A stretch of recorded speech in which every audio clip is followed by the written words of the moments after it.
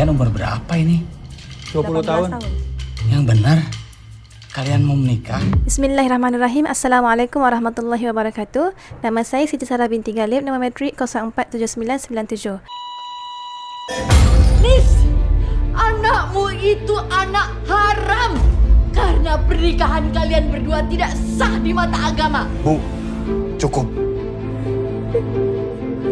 Santosa binti Ilham Santosa dengan mas kawin tersebut dibayar tunai. Filem 100% Halal ini adalah sebuah filem Islami Indonesia yang mengisahkan tentang seorang perempuan berusia 18 tahun bernama Anissa dijodohkan dengan seorang lelaki bernama Putra yang baru berusia 20 tahun. Anissa dijodohkan atas kehendak bapa dia yang nak dia untuk kahwin awal bagi mengelakkan dia melakukan maksiat ataupun terlibat dengan zina. Namun, selepas beberapa bulan usia perkahwinan mereka, Anissa dapat tahu yang perkahwinan mereka tidak sah dan lebih buruk lagi, waktu tu Anissa dah mengandung anak pertama mereka. Berhenti ngejelek-jelekin Abi. Kalau enggak apa?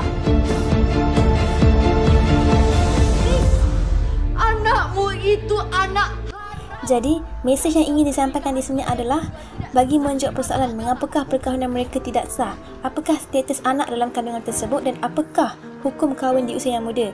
Di dalam video ini saya akan menjawab persoalan tersebut di mana ianya merupakan unsur-unsur dakwah yang ingin disampaikan di dalam filem ini. Okey, sekarang kita pergi kepada unsur dakwah yang pertama yang terdapat di dalam filem ini.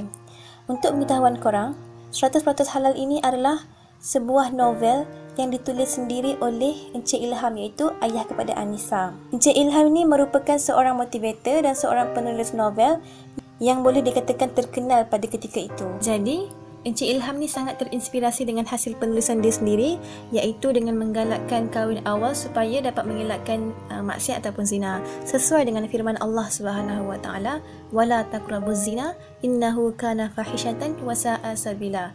Maksudnya, dan janganlah kamu menghampiri zina, sesungguhnya zina itu adalah satu perbuatan yang keji dan satu jalan yang sangat buruk. Surah Al-Isra ayat 32. Sesungguhnya zina merosakkan keturunan, membawa bermacam penyakit, merosakkan kesihatan rohani dan jasmani, menghilangkan ketenangan dan mencemarkan kesucian Islam.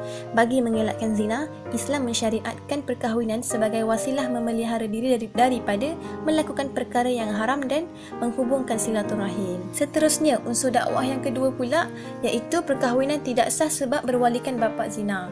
Masa hari pernikahan Anissa dengan Putra ni, nenek dia dah cakap dah perkahwinan tu tidak sah sebab nenek dia seorang je yang tahu bahawa ayah dia tu adalah merupakan ayah zina. Maksudnya, Anissa ni merupakan anak luar nikah. Dulu ayah dia tak kahwin pun dengan mak dia. Diorang terlanjur, jadi dapatlah Anissa. Tapi silapnya bapak dia ni terlalu sayangkan Anissa. Dia tak nak berpisah dengan Anissa. Jadi waktu Anissa ni baby, dia bawa lari. Lepas tu bila dah besar, sampai Anissa ni nak kahwin, dia jadi wali Anissa. Menurut mazhab Syafi'i, tidak ada hubungan antara bapa tak sah taraf dan anak tak sah taraf. Ini juga sebagaimana diputuskan oleh Muzakarah Jawatan Kuasa Fatwa Majlis Kebangsaan bagi Hal Ehwal Agama Islam Malaysia yang menyebut bahawa anak tidak sah taraf tidak boleh dinasabkan kepada lelaki yang menyebabkan kelahirannya atau kepada sesiapa yang mengaku menjadi bapa kepada anak tersebut. Oleh itu, mereka tidak boleh pusaka mempusakai, tidak menjadi mahram dan tidak boleh menjadi wali. Jadi, perkahwinannya tidak sah kerana berwalikan yang tidak sah. Okey, sekarang kita move on kepada unsur dakwah yang terakhir, yang ketiga, iaitu apabila Anissa dapat tahu yang perkahwinan dia tidak sah, tentu dia dah mengandung. Jadi, apa status anak dalam kandungan tu? Seperti yang kita ketahui, bila kita dapat tahu perkahwinan kita tidak sah, automatically jadi anak dalam kandungan tu anak tak sah taraf lah kan. Dalam isu ini ada beberapa perkara yang perlu kita fahami. Yang pertama, sekiranya kedua pasangan yang berzina itu berkahwin, kemudian setelah 6 bulan dari tempoh perkahwinan tersebut wanita itu melahirkan anak, maka adalah dibolehkan untuk anak tersebut dinasabkan kepada suami wanita tersebut. Situasi yang kedua pula, sekiranya anak tersebut lahir kurang 6 bulan dari tarikh perkahwinan, maka tidak boleh untuk anak tersebut dinasabkan kepada suami wanita tersebut.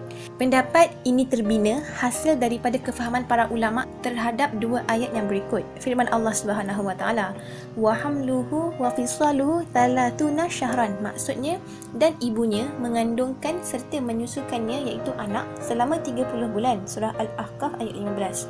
Kemudian ya Allah Subhanahu wa taala berfirman lagi, "Wa fisaluhu fi amaini." Maksudnya, dan seorang ibu menyusukan anak selama 2 tahun. Surah Luqman ayat 14. Berdasarkan kedua-dua ayat ini, ada dijelaskan tentang tempoh penyusuan serta tempoh mengandung yang berlaku kepada orang perempuan. Ayat ke-14 dari surah Luqman menjelaskan bahawa tempoh susuan adalah selama 2 tahun iaitu bersamaan 24 bulan. Manakala ayat ke-15 dari surah Al-Ahqaf pula menjelaskan tentang tempoh mengandung dan menyusukan iaitu selama 30 bulan.